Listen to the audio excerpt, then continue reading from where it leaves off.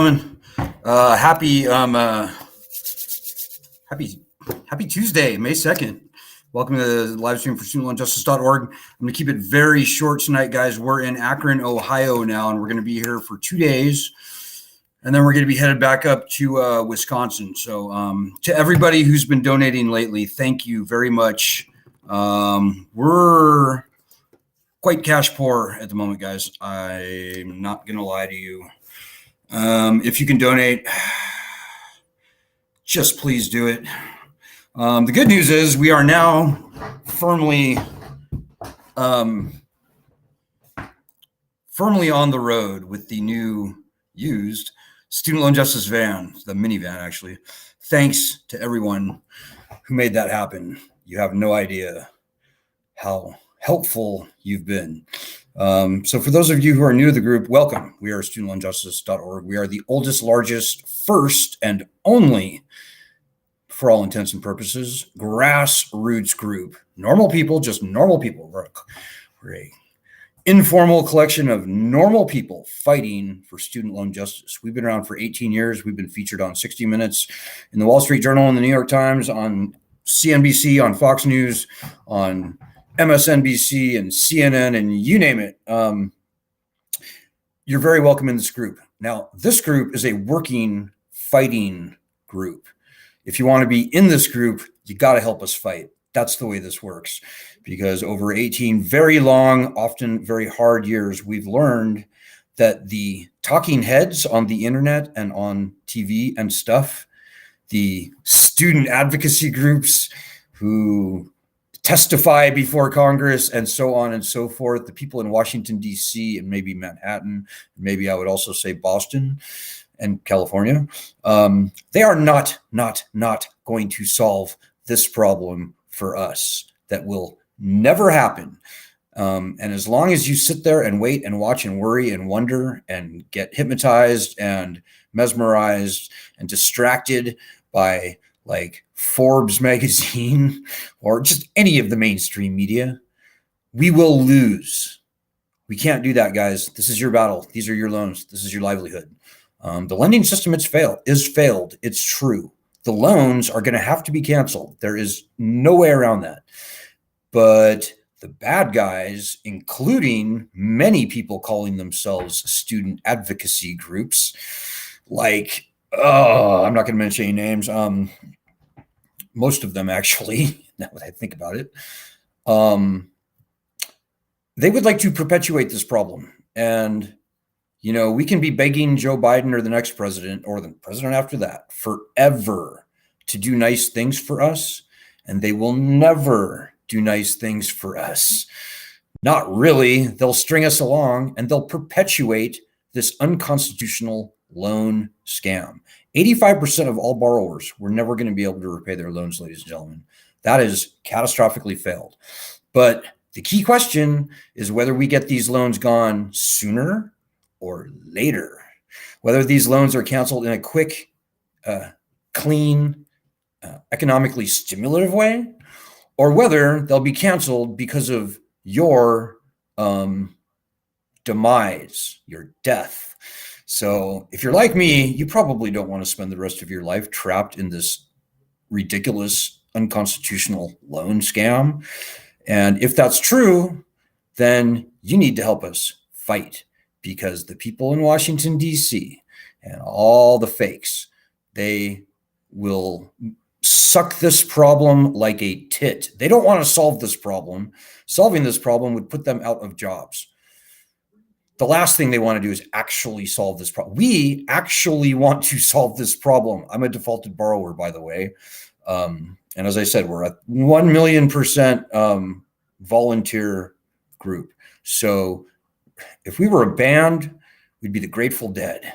If we were a party, we'd be a potluck. You got to bring your own strengths to this battle, and you've got to fight, because we've learned over 18 years, when you don't fight, we can't win. So the most important policy point I have for you all is that this all comes down to bankruptcy, guys. The founding fathers called for bankruptcy in the Constitution. Nobody wants to file for bankruptcy, guys. Not me, not you, almost nobody. And bankruptcy is unpleasant. But the founding fathers knew something. The founding fathers felt so strongly that the citizens have got to have bankruptcy rights. They called for bankruptcy in the Constitution. It had the power to declare war and raise an army. Well, constitutional bankruptcy rights have been stripped uniquely from student loans. Student loans are the only type of loan in our nation's history to be uniquely stripped of the same bankruptcy rights that every other borrower for every other type of loan has. This is the core of the student loan program problem. We will not see anything meaningful from Joe Biden or the next president unless and until we get the leverage of bankruptcy returned. And that is by far the most important thing that I will say to you tonight. So anyways, if you have any questions or comments, throw them out. And if I can see them on Facebook or on Twitter, I will happily read them aloud on air. If there's any haters out there and you'd like to try to make me look foolish, well, by all means, hit me with your best shot. And I'm very happy to make you look foolish with nothing more than the truth. A couple of announcements.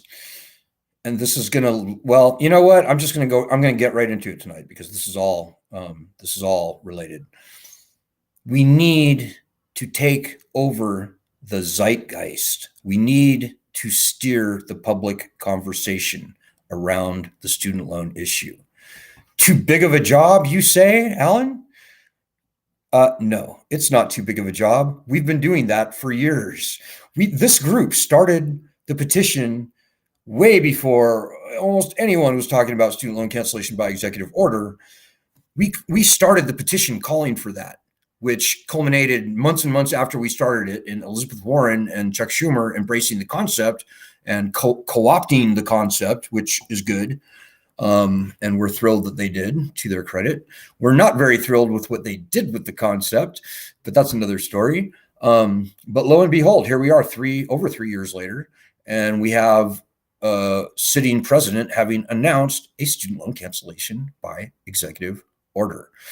But ladies and gentlemen, I'm telling you, as long as we don't have bankruptcy rights back, any loan cancellation that we're going to see from Biden is going to be at most what this nonsense is that we just saw, this $10,000 or $20,000 loan cancellation gimmick, which even if it happens, and quite frankly, I'm tending to think that it will these days. In fact, I believe the Supreme Court will affirm cancellation, but that does not help the worst hurt borrowers. If you owe $10,000 or less, or maybe even $20,000 and less on your student loans, you're probably not in this group. And see last night's live stream to understand why I suspect strongly that they are going to approve this loan cancellation. If they do, you heard it here first. If they don't, then forget I ever said it, please. I know we rarely make predictions, but this one I felt strongly enough about to make, and you can see last night's live stream to see why that's true. But we've got to steer the national conversation on this, guys. You know, we've been interviewed on 60 Minutes and Fox News, and we've been featured in documentaries, multiple documentaries. We've written articles in the New York Times and Forbes magazine, which it's terrible now, but I could go on forever and ever talking about all the media exposure that we've gotten, guys. But you know, the media landscape has changed, and we've got to resort to our own sort of guerrilla marketing techniques these days because the press is so terrible. The mainstream media has gotten so absolutely horrible. We've gotten lucky. I mean, we still get lucky from time to time, but you know, the amount of oppositional media that is being slammed against us, the avalanche of media that's seeded by our opposition, that is the student loan swamp, the bad guys who want to keep this loan scam going, it's like 90 to 95 to 5, or like maybe even 99 to 1 as far as what they're spewing out into the zeitgeist versus what we're managing to get out there. We can change that whole equation, guys. We can. And I'll give you one example. Like today, for example, Gordon, Wayne Watts, and Joanna Kearns, both of them in Florida, by the way, they were able to get calls into C-SPAN. Now, that may sound stupid to you, but we've been doing this for a long time, guys. And I can tell you that decision makers, people who work on Capitol Hill, congressmen, senators, probably Supreme Court justices. Believe it or not, they watch C-SPAN. It's way more influential than you might think. And I'll just give you a couple of, I'll show you what they said here today. I'll show you a couple of examples. So first of all, let us go to, let's look at Gordon's clip first, shall we? And hopefully you can do the volume on this. And this is Gordon in Plant City who says no. Gordon, hello. I'm sorry. I was trying to call on the yes line because I'm a Republican, but I want to give my yes answer. Why too dumb? Would that be permitted? Will you forgive me on the wrong line? Go ahead. Okay. In any case, I am from Florida. And first off, before I say anything, I want to tell all those people that hate C-SPAN and don't think that they muzzle us conservatives. I'm the guy that lost the 4-3 decision and nearly won the Terry Shiloh case. Y'all guys remember, I'm both fiscally and morally conservative, but you guys let me call in every month and don't muzzle me, even though I'm very far right. Okay. So here's the deal. To the point. Yeah, to the point of the question, please. Yeah, yes, we are being too dominant on the social issues, and here's why. Our national debt is about to crack, and we're chasing down these things. Over $2 trillion of our debt is student debt, and every single politician is a liberal that won't do anything because they're chasing these social issues. And all they need to do is either return student loan bankruptcy or do something to force the Department of Ed to stop lending. And they won't do anything. The only thing is either a miracle or student loan bankruptcy to make the Department of Ed stop its crazy lending. I'm the only conservative. Every single member of the House is a liberal. The Senate is liberal. The President is liberal. And about most of the Americans are being silent on this. They're liberal. Well, either a miracle or student loan bankruptcy to make the Department of Ed stop its irresponsible lending. Okay. Let's go to Stephen in Illinois on our yes line. So that was Gordon. And if you know Gordon, Gordon talks a lot. Like the whole first half of that call was just, but listen, when you listen to the whole thing, Gordon made the points about returning bankruptcy protections to student loans. He does a lot of shameless self-promotion. That's kind of how Gordon rolls. Okay, whatever. The point was made. And maybe he did it in an entertaining enough way that maybe he opened some ears that otherwise wouldn't have listened. If you think you can do better than Gordon, well, put your pedal to the metal, get your battle rattle, and you get your call. You can get one call a month into C-SPAN. You get your one call a month into C-SPAN. Send us a clip or just tell us what the times were and we will make a clip for you. We love this stuff. So here's another one from Joanna. Let me just dial this in for you. And hopefully you can still see it. So this is also today. And this is Joanna. So here we go. More reporting on that in the Washington Times this morning. Joanna is from Florida Independent Line. Good morning. Can you hear me? I can hear you just fine. Go ahead. Okay. Okay. I represent Student Loan Justice, a group founded by Mr. Allen College in Wisconsin. He has been working for the last 18 years and still now featured in many media outlets across the country. And our message is simple. We need to have our bankruptcy protection rights restored that were taken away from all student loans. A student loan crisis, continues in this country so that's what we're working towards ultimately. Our second goal in mind would be to get the loans canceled ultimately canceled by executive order. You can go to studentloanjustice.org. Okay. We get the point. Sinead in So that one, I salute Joanna for doing that. I appreciate mentioning studentloanjustice.org. You don't have to mention my name so much, but whatever. I always get a little squeamish when I hear my name talked about, and I'm not there to defend myself. But anyways, you know, this stuff all helps, guys. You can say whatever you want on C-SPAN. The only thing that we ask, if you want to really help solve this problem, is number one, you got to mention the return of bankruptcy rights. The founding fathers called for uniform bankruptcy laws in the Constitution. And unless and until we get that back, we're going to be begging Joe Biden forever. And we'll get what we've already gotten, which is essentially nothing. Even if the student loan cancellation goes through, I think it probably will. That's going to leave all the worst hurt borrowers are going to be as screwed as they ever were. And by the way, the lenders are going to do, the servicers, the collection companies, they're going to do everything they can do to get back that $10,000. They're going to make that up in fees and penalties and every way that they can inflate loans. But this is what it takes, guys. I mean, truly. Here's one that I did. You may find this helpful as well. And I'm just going to do this. We've got hundreds of clips at this point.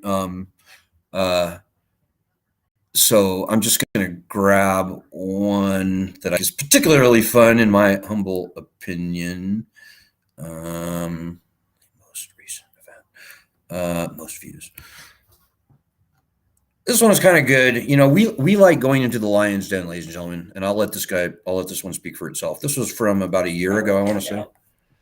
Alan in Rhinelander, Wisconsin. Welcome to the conversation. Go ahead.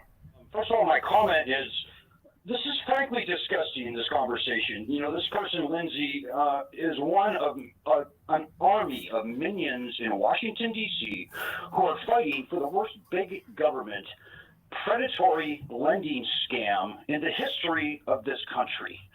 As your previous caller mentioned, the founding fathers called for uniform bankruptcy laws in the Constitution. That's been taken away from student loans.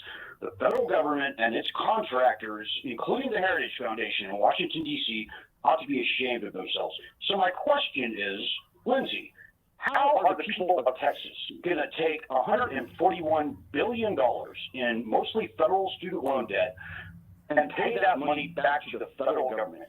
How are we going to do that? $141 billion. What's that going to do to the state of Texas? It's going to wreck the state of Texas. Thank you. So the state of Texas, not sure exactly what you mean there, but it's individuals who are borrowers in the student loan program. And again, the median payment for these individual borrowers is $222 per month. So I'm not going to bore you with her response. She didn't respond to any of my points. That's kind of how that goes. But you know, this is where the battle is won, guys. This truly is the front line in the battle. You know, I could maybe also show you a ton of stuff that we've done over the years. We've done crazy things like hang around outside of Fox News. And yeah, I think I am going to show you this just for the heck of it. This is something we did, I want to say 4 years ago. And let me just dial this in super quick. We literally hung around outside the Fox News studios in Manhattan, and you can see us on, I think it's the 5 or whatever the show that Outnumbered, the show that Geraldo Rivero's on, and we literally disrupted the show. And Geraldo turned around and he's like, "What is that guy? Student loan?" They all. This stuff is fun, guys. This is what works. And it feels very good to do, let me just say. And guys, we are going to be needing to do a lot more of this. Now, yeah, we'll still do actual interviews like we've been actually interviewed on Fox News like 5 times or something like that. We're happy to do that. But you know, I like the guerrilla marketing. I think that tends to be, well, number one, it's way funner. But you know, we've got to take this bull by the horns, guys. And we only get so many opportunities in the mainstream media. And, so, I mean, really guys, we kind of have to make our own media. And that's what this is. I would also point you to our Facebook group because we've got people who are making little clips here and there. Michael Jacobs is doing some very strong interviews right now. As a matter of fact, he's interviewing homeless people who have student loans in and around Philadelphia. And if you look on our Facebook group, you can see some really, I think, stunning interviews that he's put together.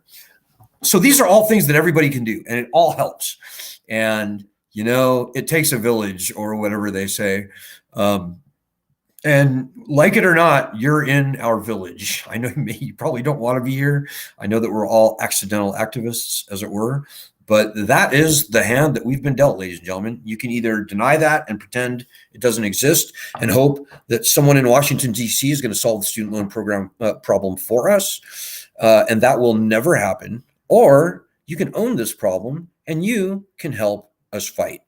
We've got 1.4 million members in our group, at least on paper, but that is absolutely meaningless unless and until a significant percentage of those people are helping us fight.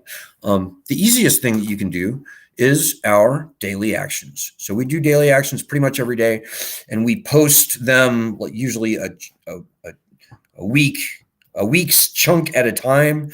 So if you go there right now, you'll see our daily actions up to like last week. I've got to update the page. But if you've never done a daily action, you should do the past 2 weeks worth of daily actions as you see them there.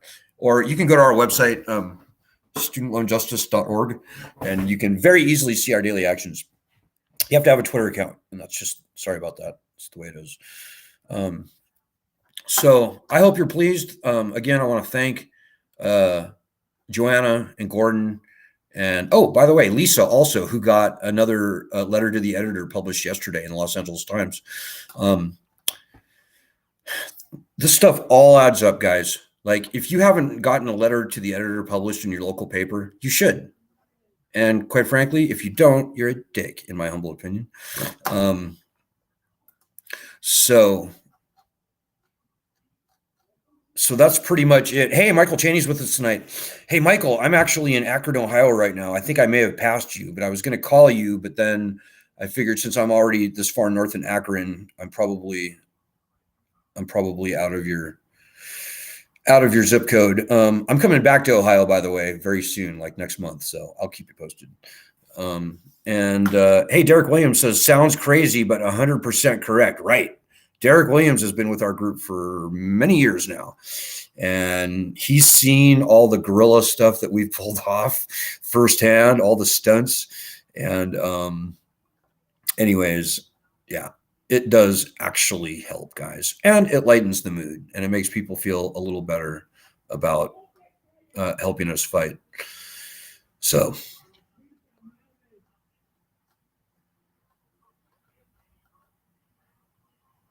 Gordon Wayne Watts says, sounds like Woody. I don't know what that comment means. Okay, guys, I'm tired. I've been driving all day. And if I wasn't able to get to your comments, I apologize. But just remember, guys, this all starts with you. Maybe the last thing I'll say for tonight is, and I hate to say it, I hate to ask, but I got to ask, guys, if you can donate, please do it. If you appreciate all the hard work that we're doing, and I don't mean just me, I mean hundreds of people on this group, then just help, because it would be kind of bad if this group ceased to exist because we couldn't raise like a couple $1,000 a month to pay our like utility bills and stuff like that. So please help. I'll be back. I will be back tomorrow night. Hang in there. Good luck. Godspeed. And God bless everyone.